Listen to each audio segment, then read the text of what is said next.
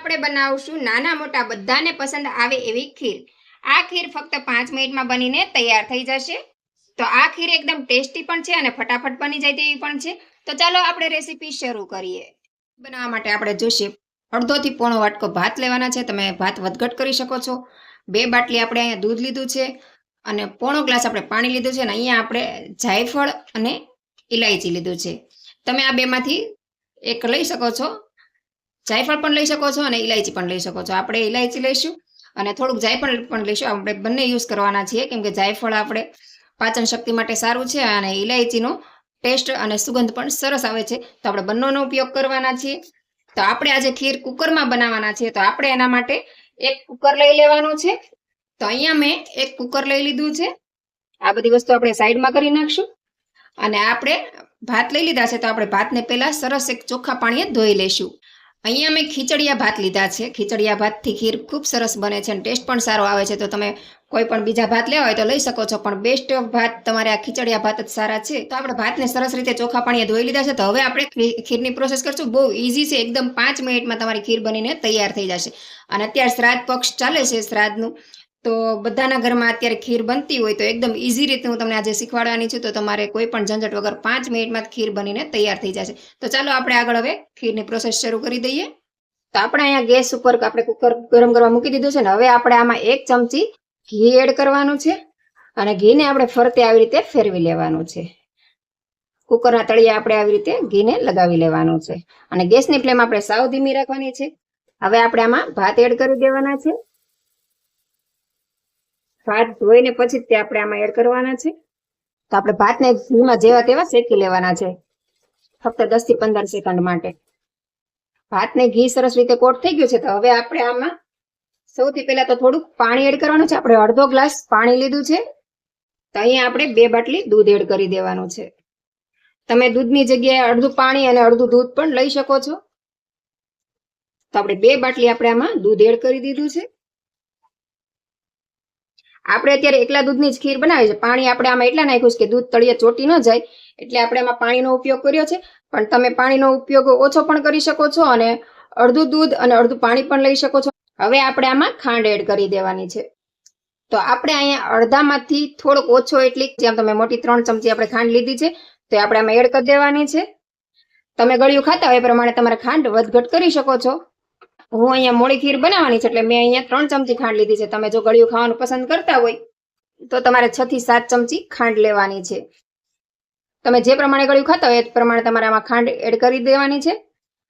અને હવે આપણે દૂધ ગરમ થાય એટલે આપણે કુકરનું ઢાંકણું ઢાંકી દઈશું. તો હવે આપણે સારી રીતે દૂધ ગરમ કરી લેવાનું છે. આપણે દૂધ ગરમ થાય ત્યાં સુધીમાં આપણે થોડી વાર એને આપણે આવી રીતે દૂધને હલાવતા રહેવાનું છે એટલે ભાત સરસ રીતે મિક્સ થઈ જાય અને તળિયે દૂધ બેસી ન જાય. અને ગેસની ફ્લેમ આપણે સાવ મીડિયમ જ રાખવાની છે, સાવ ધીમી પણ નહીં અને ફૂલ પણ નહીં. તો ખીર તમારી એકદમ સરસ બનીને તૈયાર થશે. તો આપણું દૂધ ગરમ થઈ જવા આવ્યું. તો હવે આપણે આમાં એલચી ખાંડીને નાખી દઈશું. એલચી આપણે આમાં સાથે જ એડ કરી દેવાની છે. ઘણા લોકો ઉપરથી એડ કરે છે. ઉપરથી એડ કરવાથી અને અત્યારે સાથે મિક્સ કરવાના બંનેનો અલગ અલગ ટેસ્ટ આવે છે. તમે અત્યારે આમાં સાથે મિક્સ કરી દેશો તો જે ભાત છે એમાં પણ એલચીનો ટેસ્ટ આવશે અને દૂધમાં પણ આવશે.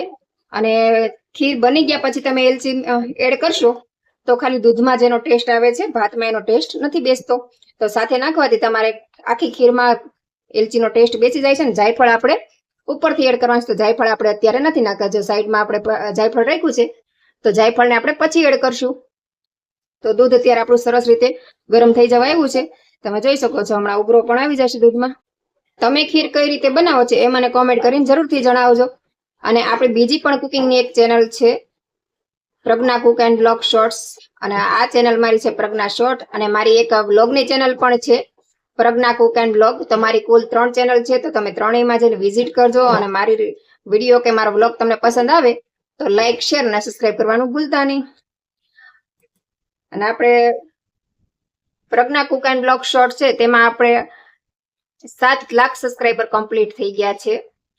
અને આપણી ચેનલ છે પ્રજ્ઞા શોર્ટ, તેમાં આપણે 800 સબસ્ક્રાઇબર કમ્પ્લીટ થઈ ગયા છે. તો તમારો સૌનો આભાર માનું છું દિલથી.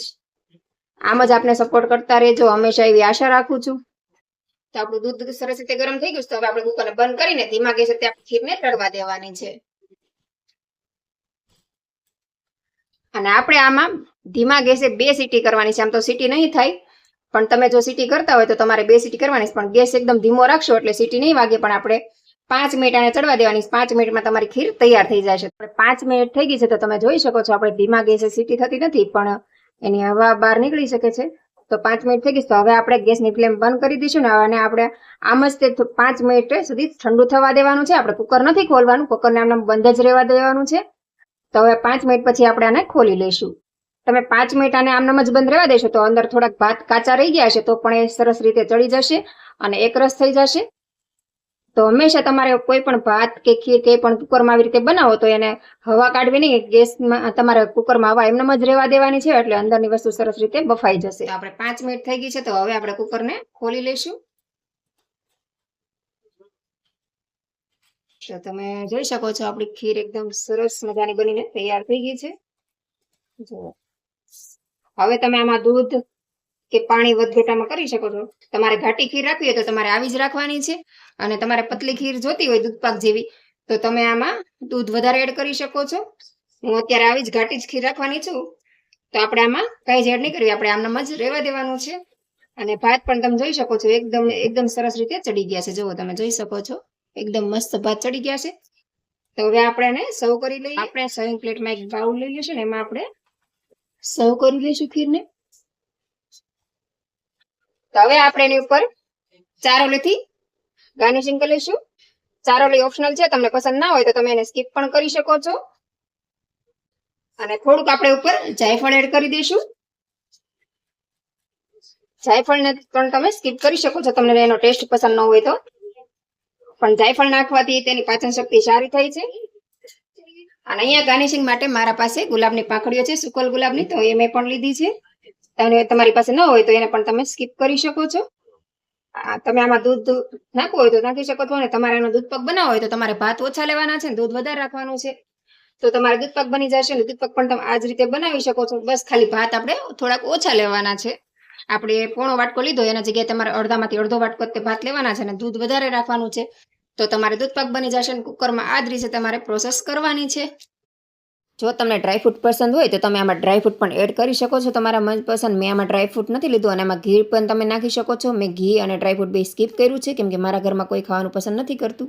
તમને મારી રેસીપી કેવી લાગી એ મને કોમેન્ટ કરીને જરૂરથી જણાવજો. અને વિડીયો પસંદ આવ્યો હોય તો લાઈક, શેર અને સબસ્ક્રાઇબ કરવાનું ભૂલતા નહીં. તો ફરીથી મળશું એક નવા વિડીયો સાથે. જય હિન્દ, જય ભારત.